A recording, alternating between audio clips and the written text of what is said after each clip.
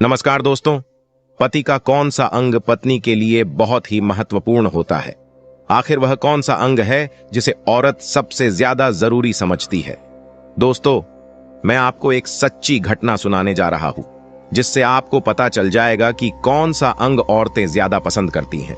दोस्तों, अधूरी जानकारी जहर के समान होती है, इसलिए वीडियो को बीच में ना छोड़ें।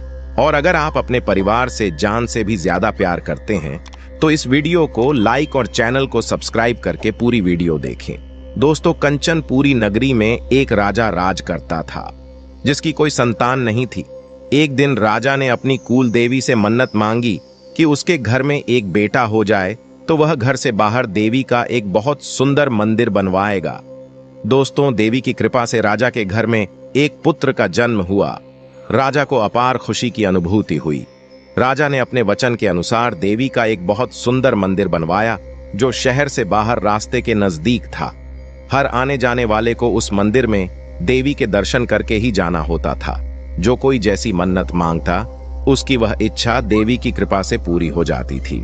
धीरे धीरे राजा का बेटा बड़ा होता चला गया। मंत्री के बेटे से उसकी गहरी मित्रता थी।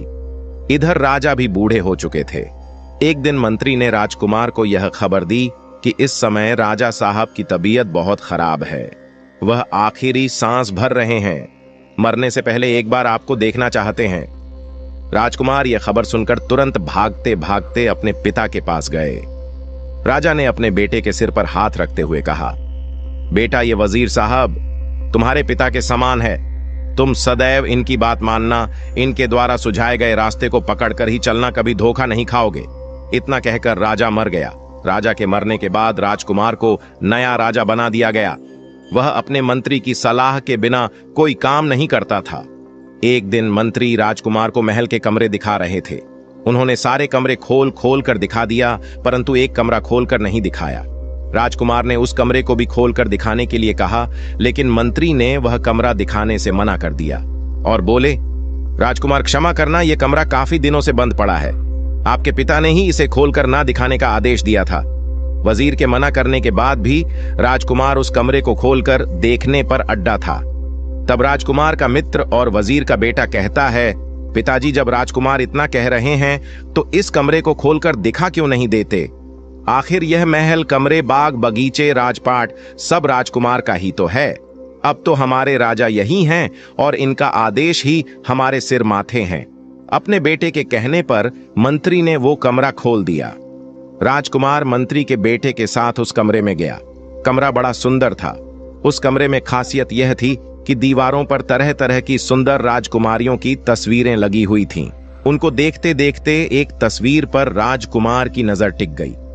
उसने अपने मंत्री से पूछा कि सुंदर मोहिनी मूरत वाली यह कौन स्त्री है? मंत्री ने बताया कि यह सिंगल देश के राजा जयध्वज की कन्या है। इसका नाम है ब्रह्मावती। इसके रूप रंग की जितनी प्रशंसा की जाए उतनी ही कम है। इससे विवाह करने के लिए अनेकों राजकुमार गए, पर कोई वापस लौटकर नहीं आया।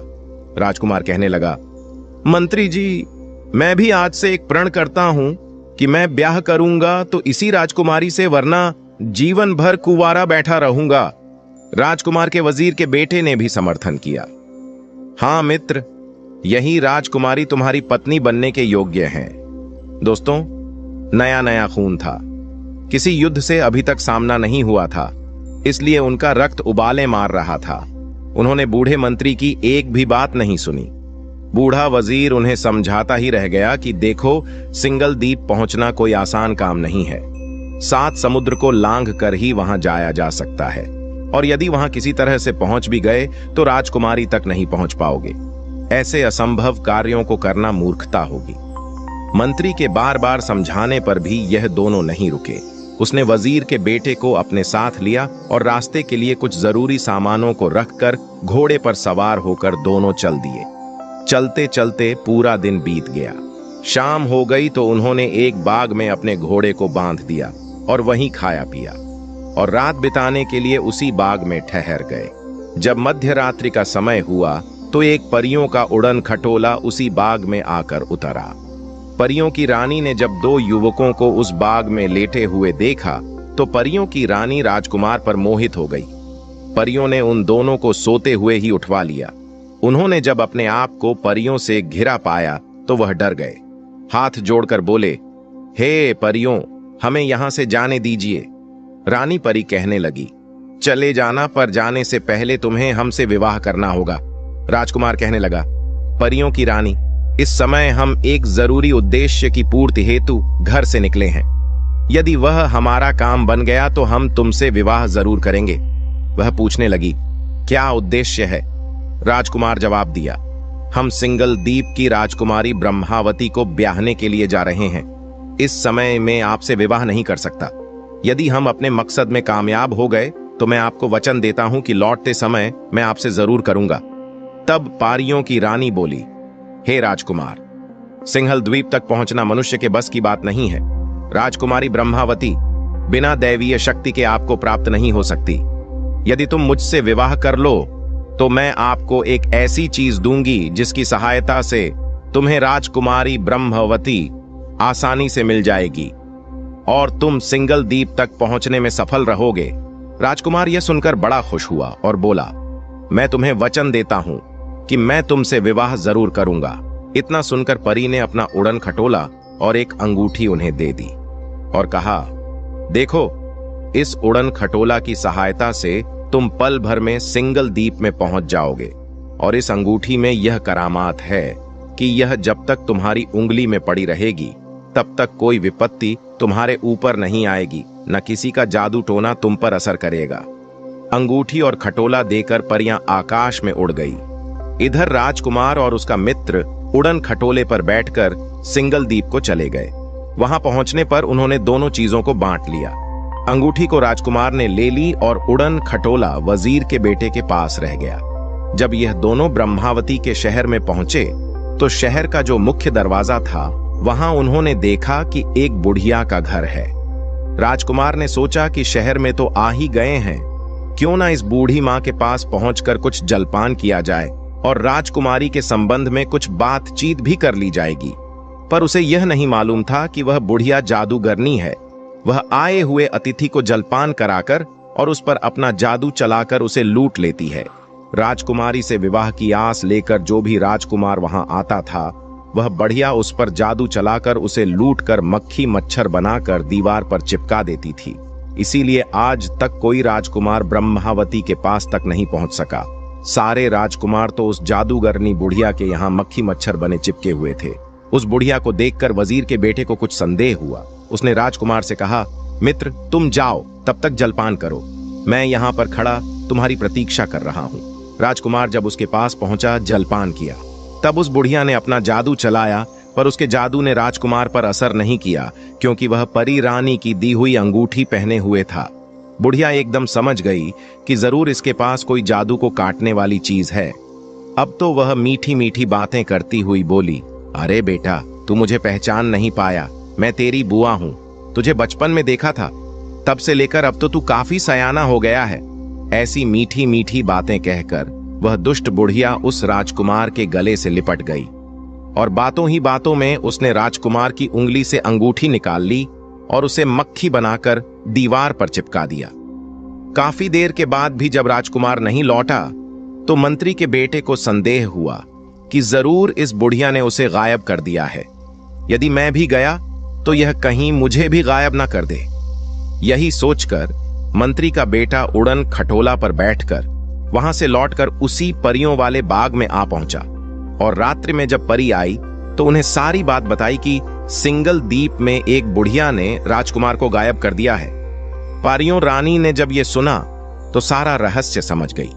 उसने बताया कि उस जादूगर बुढ़िया ने राजकुमार की अंगूठी चुरा ली है, इसलिए उसे अपने जादू से मक्खी बनाकर दीवार पर चिपका दिया है। अब तो एक ही उपाय है।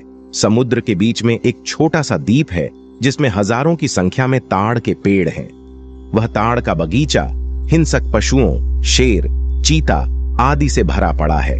उसी वन में एक ताड़ के पेड़ पर एक पिंजरा टंगा हुआ है जिसमें एक चिड़िया बंद है। उसी चिड़िया के अंदर उस जादूगरनी के प्राण हैं। यदि तुम उसे मार डालो तो वह बुढ़िया अपने आप मर जाएगी। तरीके बताए अनुसार वजीर का बेटा उड़न खटोला पर बैठकर उसी ताड़ के वन में पहुंच गया और उस पिंजरे को उतार लाया। पिंजरे में बैठी हुई चिड़िया की गर्दन उसने मरोड़ दी। जैसे ही चिड़िया की गर्दन मरोड़ी, उधर बुढ़िया भी अपने आप मर गई। अब तो वजीर का बेटा उस बुढ़िया के घर पहुंचा तो देखा बुढ़िया मरी पड़ी है। उसने तुरंत उसके हाथ से अंगूठी निकाल ली। राजकुमार ठीक होकर दीवार से छूटकर नीचे गिर पड़ा। उसने अब तक जिन राजकुमारों को मक्खी मच्छर बनाया था वह सब ठीक हो गए। उन सब ने मंत्री के बेटे का बड़ा आभार प्रकट किया कि तुमने आज हमें इस बुढ़िया के बंधन से आजाद कर दिया। अब हम अपने देश लौटकर अपने माता पिता भाई बहन से मिल सकेंगे। मुद्दतें हो गई झोपड़ी में मक्खी मच्छर बने हुए। सबकी आंखों में खुशी के आंसू थे। वह बार बार उन दोनों को धन्यवाद दे रहे थे। इसके बाद उन्होंने वहीं पर बारात सजाई और उन समस्त राजकुमारों को बाराती बनाया और बारात लेकर रानी ब्रह्मावती के द्वार पर पहुंच गए। बड़ी धूमधाम से ब्रह्मावती के साथ विवाह हुआ और अपने देश को लौट आए। जब राजकुमार ब्रह्मावती को ब्याहने के लिए घर से निकला था तो उसने अपने नगर से बाहर देवी के मंदिर में यह मनौती मांगी थी कि यदि राजकुमारी ब्रह्मावती को ब्याहने में कामयाब हुआ तो मैं देवी के आगे अपनी बलि दूंगा। वचन के अनुसार राजकुमार अपनी पत्नी और मित्र को लेकर घर नहीं गया बल्कि उसी मंदिर में पहुंचा। पहुंचकर उसने अपनी पत्नी और मित्र को वहीं रोक दिया और अकेला ही मंदिर में प्रवेश कर गया। मंदिर में जाकर उसने तलवार से अपना सिर काटकर देवी को चढ़ा दिया। काफी देर के बाद भी जब वह मंदिर से लौटकर नहीं आया तो उसका मित्र वजीर का बेटा उसे देखने के लिए गया। वहां पहुंचकर मित्र का कटा हुआ सिर देखा तो वह घबरा उठा। उसने सोचा कि यह दुनिया बड़ी बुरी है। कोई यह तो समझेगा नहीं कि उसने अपना सिर स्वयं चढ़ाया है। सब यही कहेंगे कि राजकुमार की सुंदर स्त्री को देखकर वजीर के बेटे की नीयत खराब हो गई, इसलिए उसने अपने ही मित्र का कत्ल कर दिया।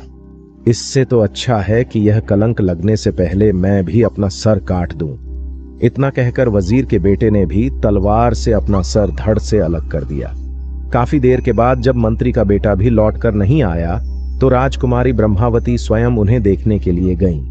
वहां का नजारा देखकर वह भी हैरान थी। उसके पति और उसके मित्र के सर कटे पड़े थे। ब्रह्मावती सोचने लगी कि दुनिया वाले मुझे हत्यारिन समझे, मुझ पर कलंक लगाएंगे कि जरूर इसका किसी पर पुरुष से संबंध होगा, इसीलिए इसने अपने पति और उसके दोस्त की हत्या कर दी। ये कलंक लगने से अच्छा है कि मैं भी मर जाऊं।